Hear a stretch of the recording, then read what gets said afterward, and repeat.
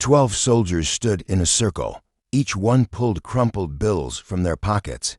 20s, 50s, hundreds. Money they could not afford to give.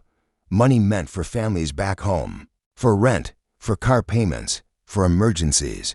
They threw it all into a helmet sitting in the center. No one spoke. No one hesitated. Within 5 minutes, they had $1,800, still 4,000 short. Still not enough to save the cat that had kept them alive for 7 months. But they were not giving up.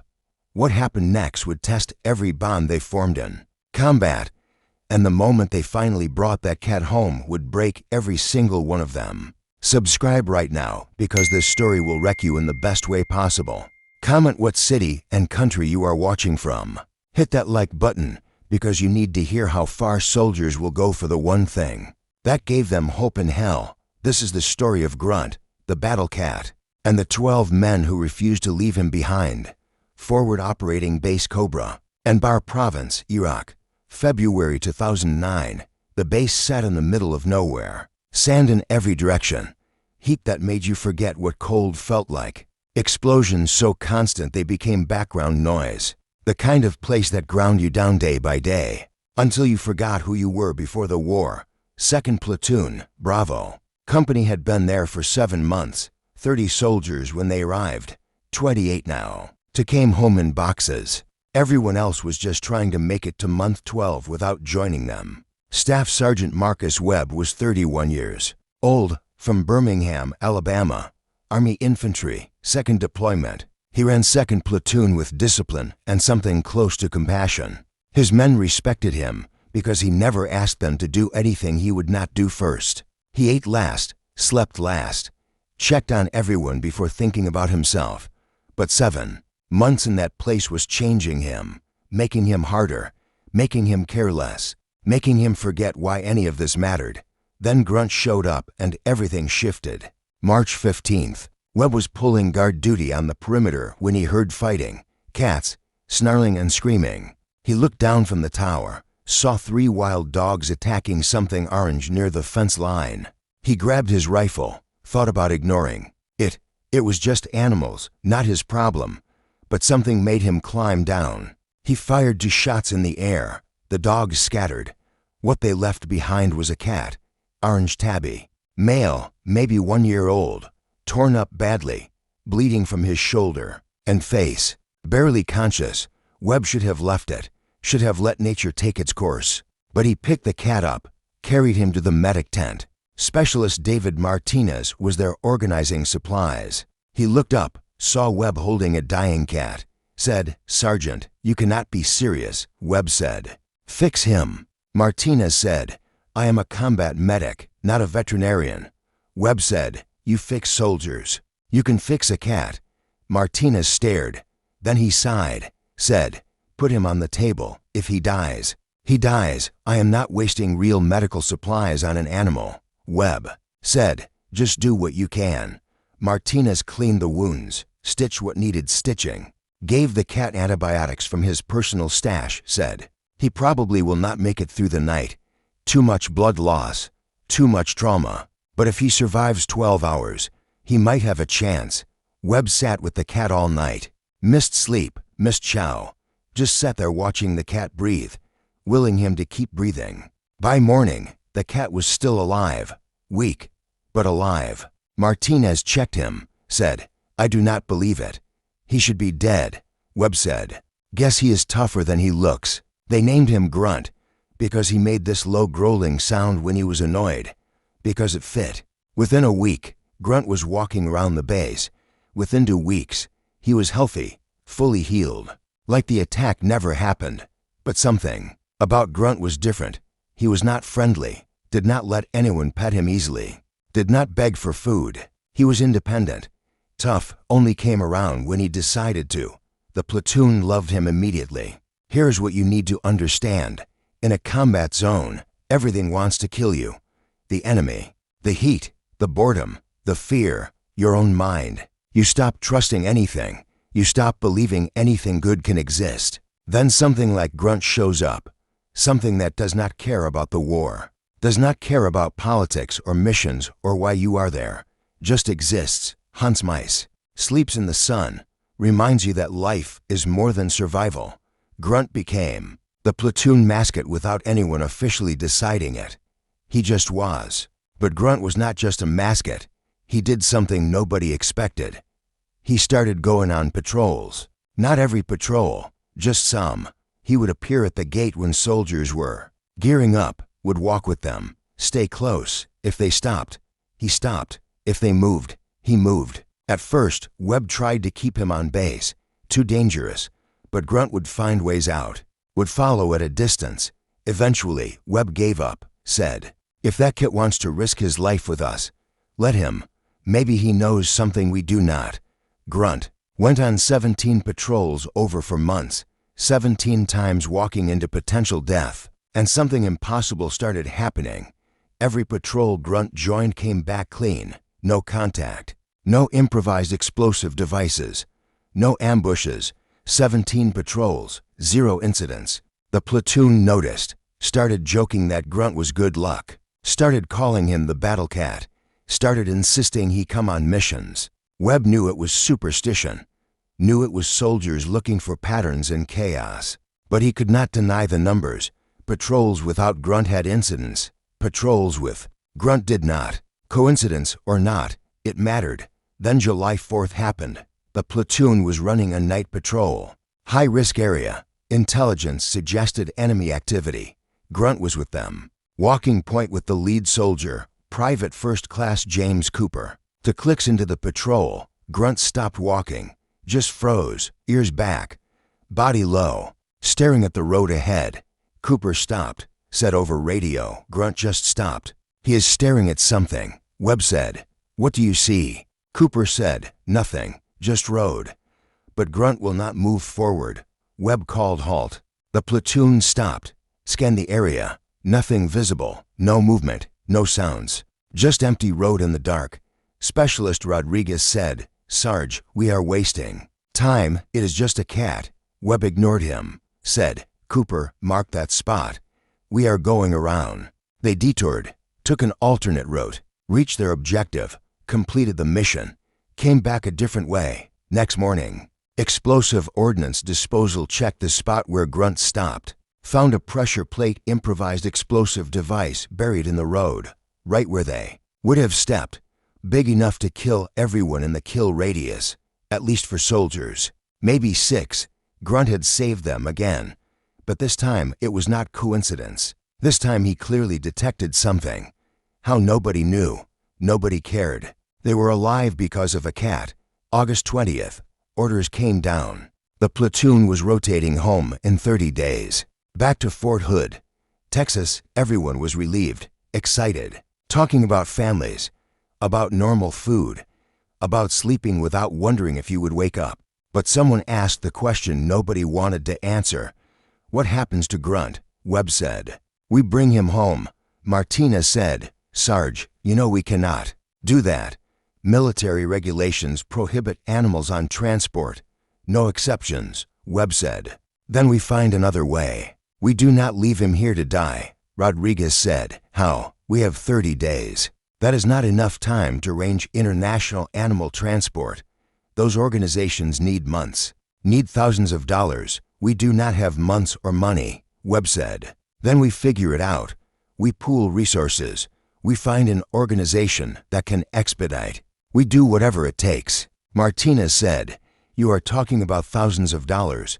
None of us have that kind of money." Webb looked around at his platoon, said, "Grunt has been on 17 patrols with us. He has kept us alive. He has given us something to care about. Besides killing and not dying, we owe him. I am putting in $500. Who is with me?" Silence. Then Cooper stepped forward, said, "I am in for 300. That is everything I have saved." Then Martinez, then Rodriguez, then everyone. 12 soldiers. $1,800 in 5 minutes. Still 4,000. 200 short, but it was a start. The question was whether they could raise the rest in 30 days, and whether any organization could move fast enough to save one battle cat before the platoon left him behind forever. Webb contacted every animal rescue organization he could find, sent dozens of emails, made satellite phone calls that cost money he did not have. Most organizations said the same thing. We need 3 months minimum. We need full payment upfront. We cannot expedite. One organization, No Pause Left Behind, responded differently. The director, Sarah Mitchell, said, "Tell me everything." Webb explained, 7 months, 17 patrols, the improvised explosive device save, the platoon pooling money. Mitchell was quiet. Then she said, "We have never done a 30-day turnaround. But I will try. We need 6,000 total. You have 1,800. Find the rest, and I will move heaven and earth to get that cat home." Webb gathered the platoon. Said, "We need $4,000 to $100 more. We have 28 days. Ideas." Cooper said, "We could call families. Ask for help." Rodriguez said, "Most of our families do not have extra money. That is why we joined." Martinez said, "What about a fundraiser?" Webb said, "How? We are in Iraq. We cannot exactly hold a bake sale." Then Private Daniel Kim spoke up. He was 22, quiet, smart. He said, "Social media.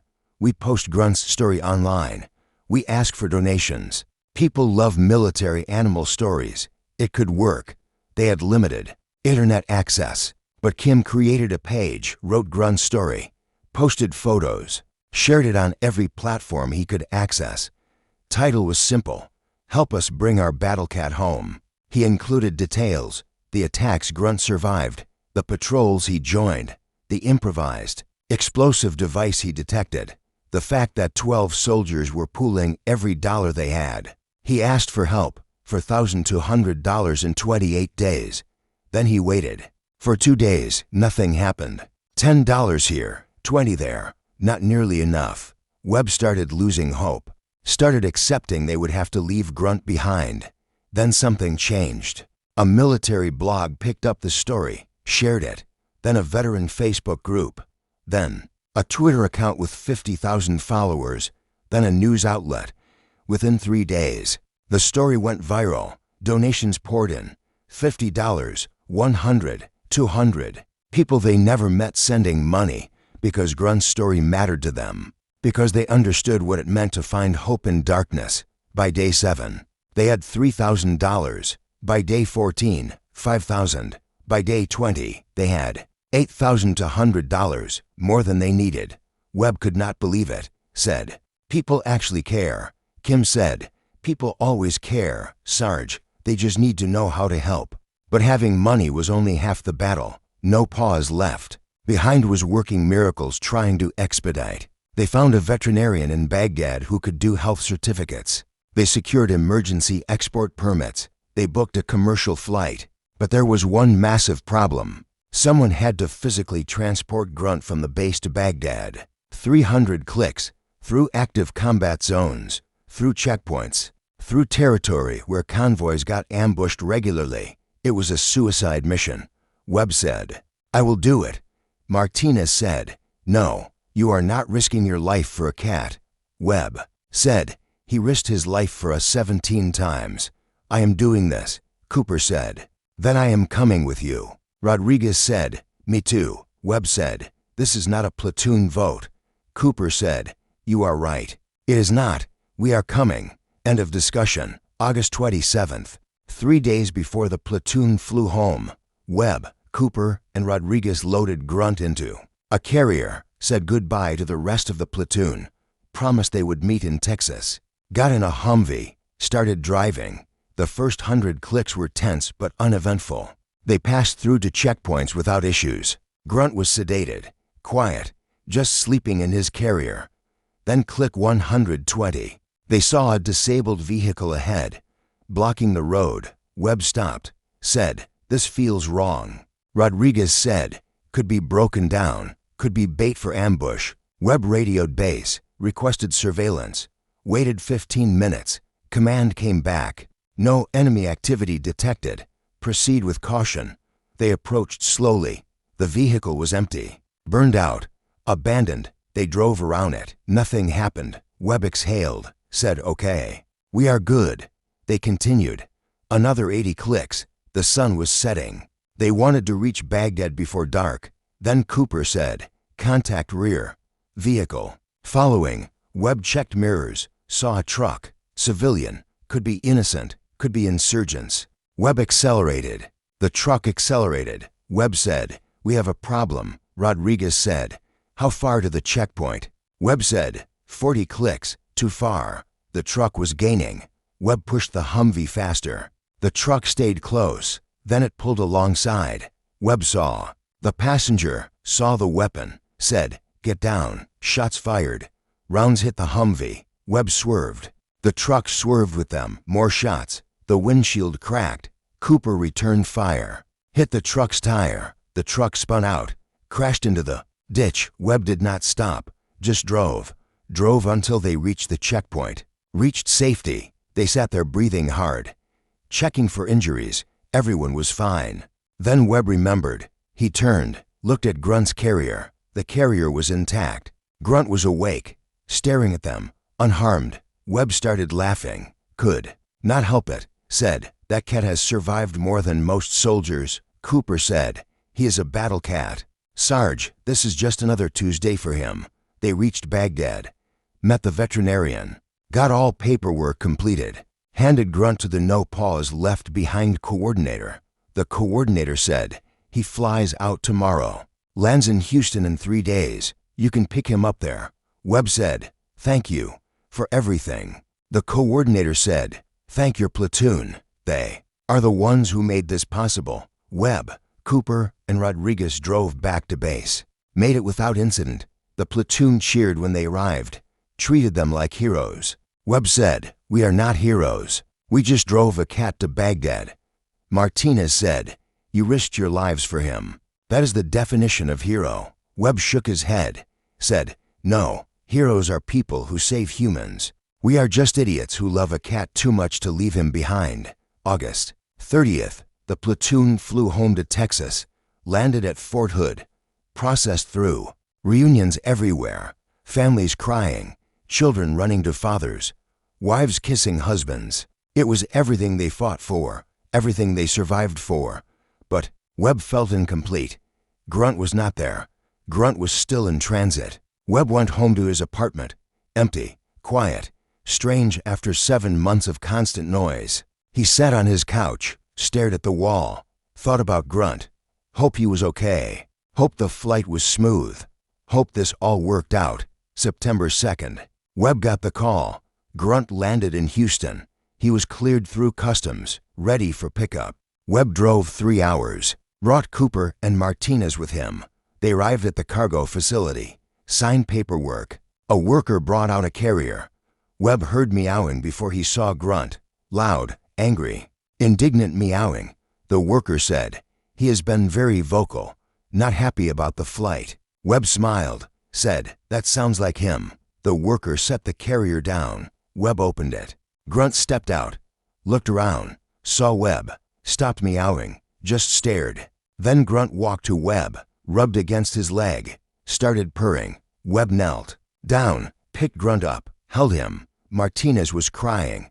Cooper was crying. Webb might have been crying, but he would never admit it. The worker said, "I have seen a lot of reunions, but that one might be the best." Webb said, "This cat saved our lives. Least we could do was save his."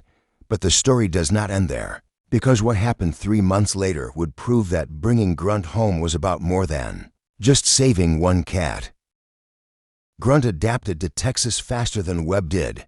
The cat was fine, adjusted to apartment living, slept on Webb's bed, played with toy mice, did normal cat things, but he was still Grunt, still independent, still tough, would stare at Webb sometimes, like he was remembering Iraq, like he understood they survived something together. Webb struggled more. He had nightmares, could not sleep without checking windows, could not relax in crowds.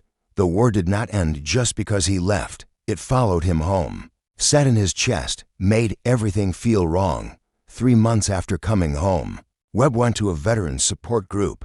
He did not want to. Hated talking about feelings, but his sister insisted, said he was not okay, said he needed help. So he went, sat in a circle with 8 other veterans, listened to them talk about nightmares and anger and feeling disconnected from civilian life. heard his own struggles in their words. When it was his turn, Webb talked about Grunt, about finding him, about the patrols, about bringing him home, about how caring for that cat was the only thing that made Iraq bearable. One veteran said, "Do you still have the cat?" Webb said, "Yes, he lives with me." The veteran said, "Can I meet him?" Webb did not understand why, but he said yes. The veteran, Marcus, came to Webb's apartment the next day. Marcus was 40, Marine, Corps to deployments in Afghanistan, medically retired after losing his leg to an improvised explosive device. He had severe post-traumatic stress disorder, panic attacks, suicidal thoughts. He was barely holding on. Marcus sat on Webb's couch. Grunt appeared, walked over, sniffed Marcus, then jumped on his lap, started purring. Marcus just stared, put his hand on Grunt, said, "I have not felt this calm in 2 years." Webb said, "He has that effect." Marcus came back the next day, and the next, just to sit with Grunt, to feel something other than pain. Word spread in the veteran community. Other veterans asked to meet Grunt. Webb said yes to all of them. His apartment became an unofficial gathering place. Veterans would show up, sit quietly, pet Grunt, talk if they wanted, stay silent if they did not. Grunt moved between them, seemed to know who needed him most, would stay on their laps, purr, exist. Webb watched this happen, watched Grunt help people the same way he helped the platoon in Iraq, watched men who felt broken start to heal because of a cat who survived a war. 6 months after coming home, Webb got a call from Cooper. Cooper was struggling, drinking too much, fighting with his wife, could not hold a job. Said, "Sarge, I do not know what I am doing anymore. I feel lost." Webb said, "Come to Texas. Stay with me for a week." Cooper came, spent 7 days at Webb's apartment, spent most of that time with Grunt. On day 5, Cooper said, "This cat saved my life in Iraq. He is saving it again now. I do not know how, but he is." Webb said, "I know. He is doing it for all of us." Cooper went home, got into therapy, stopped drinking, fixed his marriage, called Webb every month, said, "How's Grunt?" Webb said, "He is good, still helping people." Cooper said, "Tell him thank you." Webb said, "I think he knows." A year after bringing Grunt home, Webb started a non-profit, called it Battle Cats. The mission was simple: help veterans adopt cats from war zones, provide funding, handle logistics, do what No Paws Left Behind did for Grunt, do it for every veteran who found hope in an animal and could not bear to leave it behind. Webb used the extra money from Grunt's fundraiser, $4,000 they did not need, used it to bring home the first battle cat, a dog actually, from Afghanistan. Belonged to a soldier who found him as a puppy in Kandahar. The reunion at the airport destroyed Webb, made him realize this was what he was supposed to do. This was his mission after the war. Battle Cats grew. More veterans reached out. More stories, more animals. Cats, dogs, even a donkey once. Webb helped them all, used his experience, his contacts, his understanding of how the system worked. In 3 years, Battle Cats brought home 47 animals. 47 veterans got their companions back. 47 families understood why a soldier would risk everything for an animal. That kept them human in hell. The media covered it, called Webb a hero. He hated that word, said, "I am not a hero. I just know what it feels like to almost lose something that matters. I will not let that happen to others if I can help it." Grunt became the face of Battle Cats. His photo was on the website. His story was in every fundraising appeal. People loved him. Donations poured in. Enough to help more veterans. Enough to save more animals. Grunt would attend events sometimes, let people pet him, tolerate the attention, but he always seemed happier at home, surrounded by veterans who understood him, who knew what he survived, who respected him not as a mascot, but as a fellow survivor. 4 years after Iraq, Webb got an email from Rodriguez. Rodriguez was still active duty, deployed again, this time Syria. He said, "Sarge, I found a cat here. Reminds me of Grunt. I want to bring her home, but I do not know how. Can you help?" Webb smiled, wrote back, "Send me the details. We will make it happen." Rodriguez sent photos. A small gray cat, female, skinny but tough, survived in a combat zone. For who knows how long. Webb started the process. Battle cats covered the costs. 3 months later, Rodriguez's cat landed in North Carolina. The reunion was exactly what Webb expected. Rodriguez crying, the cat purring. Proof that this work mattered. Proof that Grunt's story was bigger than one cat. Now, 6 years after Iraq, Grunt is 8 years old. He lives with Webb in Austin, Texas. He is healthy and calm. Acts like a normal house cat most of the time. But veterans still visit, still sit with him, still find peace in his presence. Webb runs Battle Cats full-time now. It is his life, his purpose, the thing that makes sense after war. He thinks about that day he found Grunt, half dead, torn up by dogs, how easy it would have been to walk away, to let nature handle it. How different everything would be if he had made that choice. Grunt would be dead. Marcus might be dead. Cooper might have never recovered. 47 animals would still be in war zones. 47 veterans would still be broken. Webb sits on his couch sometimes. Grunt curls up next to him. Webb puts his hand on Grunt's back, feels the purring, thinks about the 12 soldiers who threw money into a helmet, thinks about thousands of strangers who donated to bring one cat home, thinks about how much good came from one decision, to save something small and helpless. He does not know if he believes in fate, does not know if everything happens for a reason. But he knows this. Grunt was supposed to survive, was supposed to come home, was supposed to help people, not just in Iraq, but here, now, forever. The platoon stays in touch. They have a group chat, share updates, photos of their lives every year. On August 30th, they all post the same thing, a photo of Grunt. Caption says, "Thank you." Some of them have visited. Come to Austin, spend time with Webb and Grunt, relive memories, remember what they survived. Martinez said on his last visit, "That cat is the best thing that came out of Iraq." Webb said, "The only good thing." Martinez said, "No, the friendships, the bonds, those were good too. But Grunt represents it all, represents what we will do for each other, how far we will go." Webb said, "We spent $6,000 and risked our lives for a cat." Martinez said, "And we would do it again." Was it worth it? $6,000. A dangerous drive through combat zones, months of stress and paperwork, all for one cat. Some people say no, say that money could have helped humans, could have fed families, could have done measurable good. Webb understands that argument, but he knows something those people do not. Sometimes the act of saving something is more important than what you save. Sometimes fighting for something powerless gives you power. Sometimes refusing to leave anyone behind, even a cat, is what keeps you human when everything else tries to make you a monster. Grunt was worth it, not because he was special, but because choosing to save him was special.